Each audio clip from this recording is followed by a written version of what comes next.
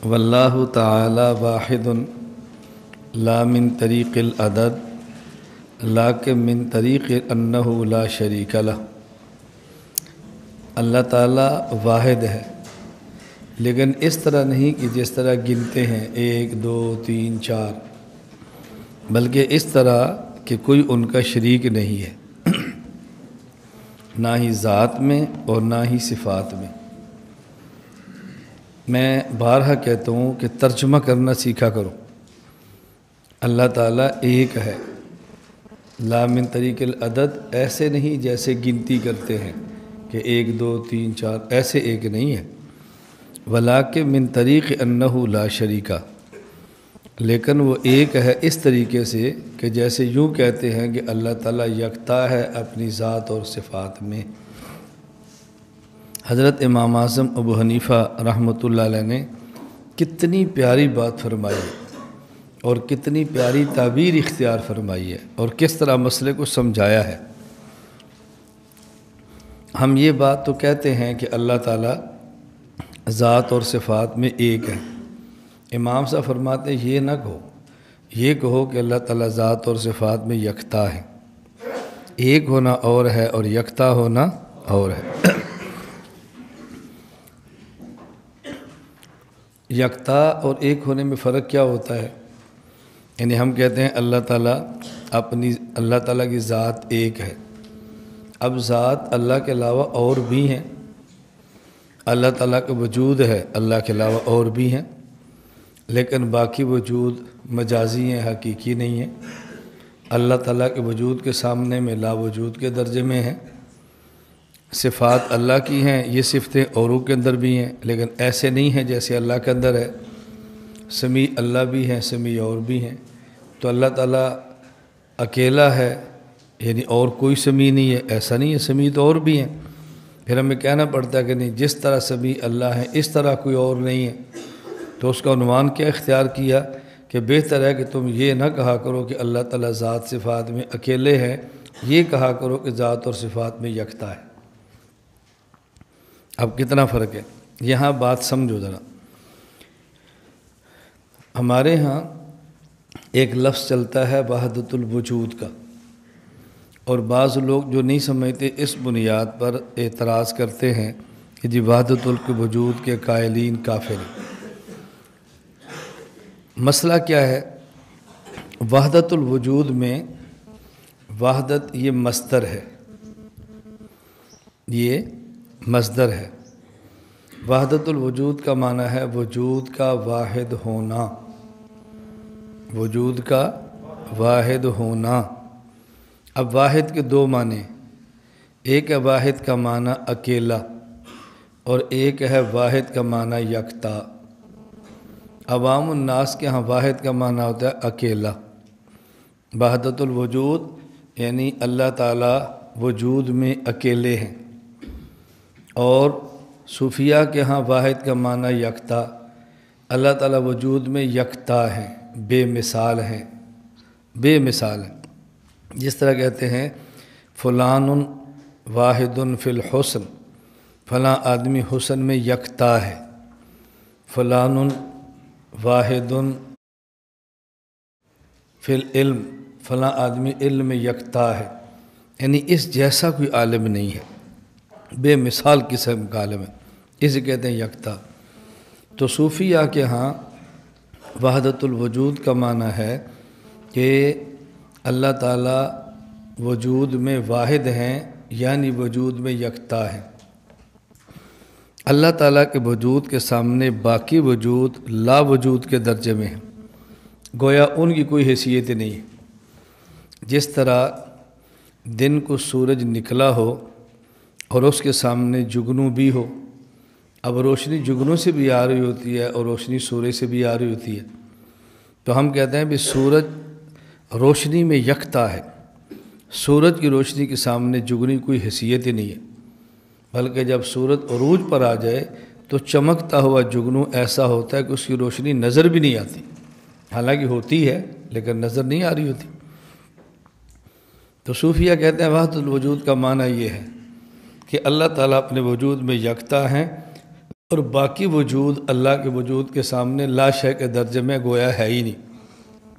پہلے نہیں تھے، اب ہیں، ایک وقت آگے کہ نہیں ہوں گے، اور جو ہیں یہ بھی کسی کے بنانے سے ہیں۔ اللہ نہ بناتے تو ان کا وجود ملنا بھی نہیں تھا، تو یہ کیا وجود ہے؟ کچھ بھی نہیں ہے۔ کل من علیہا فان، ان کی تو صفت ہی فنا ہے، تو اس وجود کو کیا وجود کہنا؟ بھئی مجھے کچھ پیسے چاہیے، کیا کرنا ہے؟ میں نے مدرسہ بنانا ہے۔ کتنے پیسے؟ 10 کروڑ۔ یہ مجھے 10 روپے دیتے ہیں۔ کیا میں نے کہا یہ بھی پیسے ہیں، یہ کوئی آپ نے چندہ دیا مجھے؟ حالانکہ دیا تو ہے نا۔ اب 10 کروڑ کے مقابلے میں 10 روپے، یہ کوئی پیسے ہیں، کوئی چندہ ہے؟ تمہیں دیتے ہوئے نہیں شرم آ رہی، مجھے لیتے ہوئے شرم آ رہی۔ یہ باتیں ہم کہتے ہیں نا۔ اب دیکھو پیسے ہیں تو صحیح نا، لیکن 10 کروڑ کے سامنے 10 روپے ایسے جیسے ہے ہی نہیں۔ تو صوفیہ کہتے ہیں اللہ کے وجود کے سامنے باقی وجود ایسے کہ جیسے ہے ہی نہیں۔ ان کو وجود کیا نہیں، بے معنی سی چیز ہے۔ اسے کہتے ہیں وحدت الوجود۔ یہ اس وقت تک وحدت الوجود ہے جب تک یہ درجہ علم اور درجہ تحقیق میں ہو، اور جب کسی صوفی پر اللہ کی تجلی اس طرح پڑے کہ ان کو اللہ کے ما سوا کا وجود نظر ہی نہ آئے، اس وقت کہتے ہیں یہ وحدت الشہود ہے۔ وحدت الشہود، یہ شہود بمعنی مشہود ہے۔ اس کا معنی ہے مشہود کا ایک ہونا، یعنی جس کو دیکھا جا رہا ہے وہ ایک ہے، اس کے علاوہ باقی کچھ نظر ہی نہیں آ رہا۔ اب اس کو میں عام سی مثال کیسے سمجھاؤں؟ بس کا اوقات نہیں بلکہ اکثر اوقات کہہ دو، اور اکثر سے بڑھ کے ہمیشہ کہہ دو، تب بھی الجھن نہیں ہے۔ اب یہ سامنے دیکھ رہے ہیں، اور اتنا دیکھتے ہیں کہ ساتھ چشمہ بھی لگا ہوا ہے تاکہ اور دیکھیں، لیکن اگر میں ٹارچ زور کی ایسے ماروں تو چشمہ ہونے کے باوجود بھی کچھ نظر نہیں آئے گا۔ بینائی ہے نا، لیکن میں ان کو نظر نہیں آ رہا۔ کیوں؟ میرے اور ان کے درمیان ٹارچ کی روشنی آ گئی۔ وہ روشنی اتنی تیز ہے کہ اس کے سامنے ان کی آنکھوں کی بینائی نے بھی کام چھوڑ دیے۔ چشمہ لگا تو اس نے بھی کام چھوڑ دیا۔ اب میں ٹارچ مار زور، تمہیں کیا نظر آ رہا ہے؟ جی روشنی۔ بھائی استاد جی ہیں، مجھے تو استاد جی نظر نہیں آ رہے۔ جھوٹ بولتا ہے، استاد جی ہیں، ہمیں نظر آ رہے ہیں، تجھے کیوں نظر نہیں آ رہے؟ اب میں اس پہ ٹارچ مارتا ہوں، آپ میں سے میں ہر کسی کو نظر آ رہا ہوں اور اس کو نظر نہیں آ رہا۔ کیوں؟ اس لیے کہ میری جو ٹارچ کی تجلی ہے نا وہ اس پہ پڑ رہی ہے، آپ پہ نہیں پڑ رہی۔ اب یہ سچا ہے کہ صرف روشنی ہے اور کچھ بھی نہیں ہے، اور آپ بھی سچے ہیں، نہیں استاد جی بھی ہیں، تو جھوٹ بولتا ہے کہ نہیں ہے، تو دونوں سچے ہیں نا۔ اسی طرح جب صوفیاء پر تجلیات الہیہ میں سے کوئی تجلی پڑتی ہے، ان کو اللہ کے ما سوا کا وجود نظر ہی نہیں آتا، وہ کہتے ہیں ایک ہی وجود ہے اللہ، ایک ہی وجود ہے اللہ، اور کوئی ہے ہی نہیں۔ اسے کہتے ہیں وحدت الشہود۔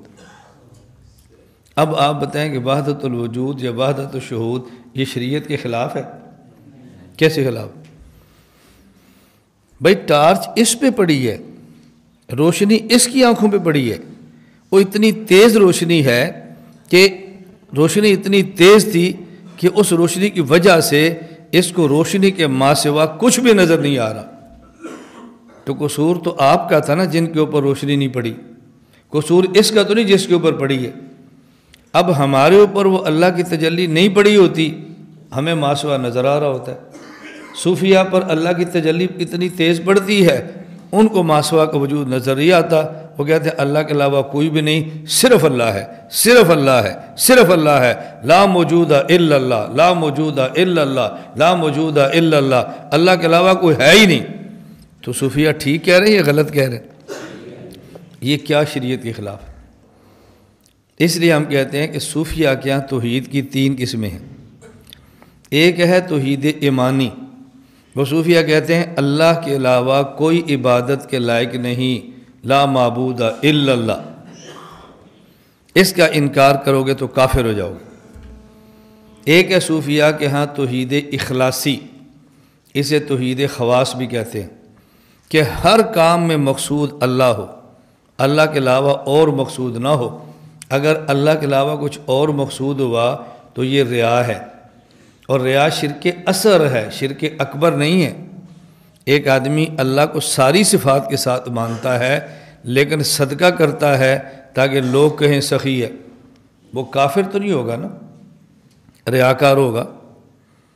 ایک آدمی لڑتا ہے، جہاد کرتا ہے تاکہ لوگ کہیں دلیر ہے، یہ کافر تو نہیں ہے نا، یہ کیا ہے؟ ریاکار ہے، مخلص نہیں ہے۔ یہ نہیں کہ مومن نہیں ہے، مخلص نہیں ہے۔ صوفیہ کہتے ہیں کہ آپ نے جو کام کرنا ہے اللہ کے لیے کرو، تاکہ مومن بھی رہو اور مخلص بھی رہو، اور اگر کوئی کام اللہ کے علاوہ غیر کے لیے کرو گے تو مومن رہو گے لیکن مخلص نہیں ہوگے۔ اسے وہ کہتے ہیں یہ توحید ہے، اور یہ توحید اخلاصی ہے، اور یہ توحید خواص ہے۔ اگر یہ توحید کسی کو نہ ملے کافر نہیں ہوتا، ہاں البتہ وہ غیر مخلص ہوتا ہے، مومن رہتا ہے لیکن مومن کے ساتھ۔ اچھا، جب یہ مومن ہے کافر نہیں ہے تو ایک بندہ توحید کا انکار کر رہا ہے تو پھر مومن کیسے ہے؟ وہ کہتے ہیں یہ توحید ایمانی نہیں ہے، یہ توحید اخلاصی ہے، اور یہ خود قرآن سے ثابت ہے۔ افرأیت من اتخذ الہہ ہوا، کیا تم نے اس بندے کو نہیں دیکھا جس نے اپنی خواہش کو خدا بنا لی ہے؟ کیا مطلب کہ جو کام خدا کے لیے کرنا چاہیے تھا یہ کام اپنی خواہش کے لیے کر رہا ہے۔ چاہیے تھا خرچ کرتا اللہ کے لیے اور یہ خرچ کرتا تھا کہ میں مشہور ہو جاؤں، چاہیے تھا لڑتا اللہ کے لیے اور یہ لڑتا ہے تاکہ لوگ مجھے دلیر کہیں۔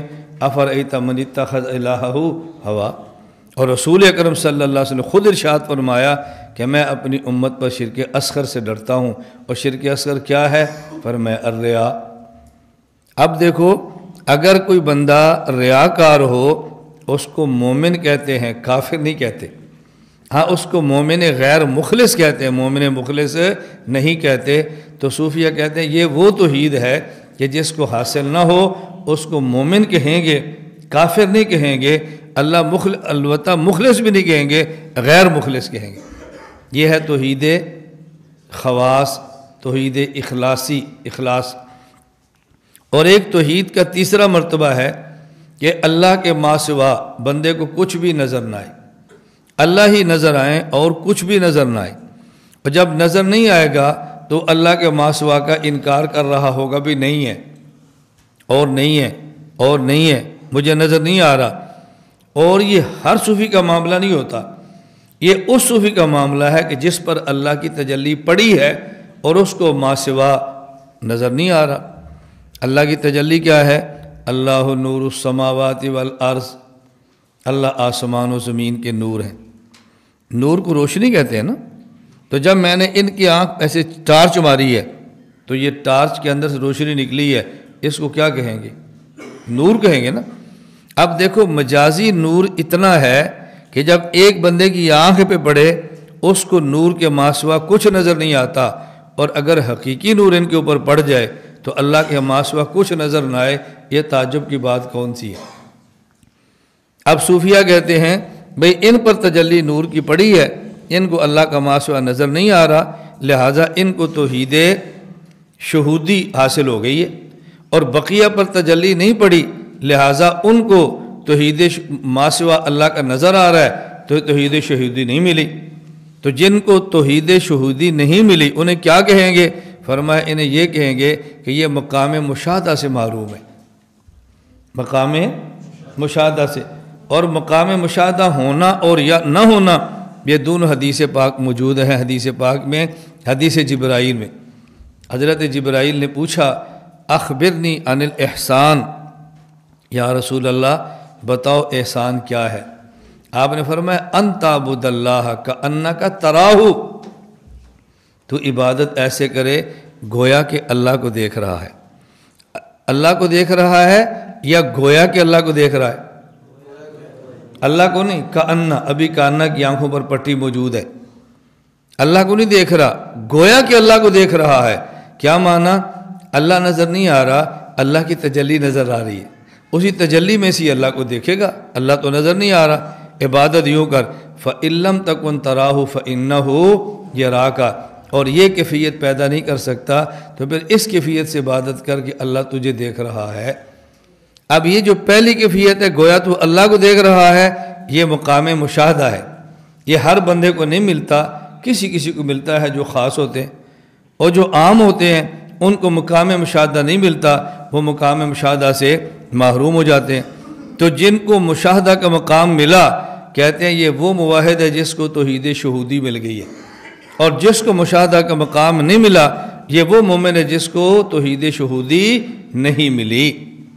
تو دیکھو وحدت الوجود بھی آیات اور حدیث کے خلاف نہیں ہے، اور وحدت الشہود بھی آیات اور حدیث کے خلاف نہیں۔ اب ایمان کے ساتھ بتاؤ وحدت الوجود وحدت الشہود کو مشکل مسئلہ ہے؟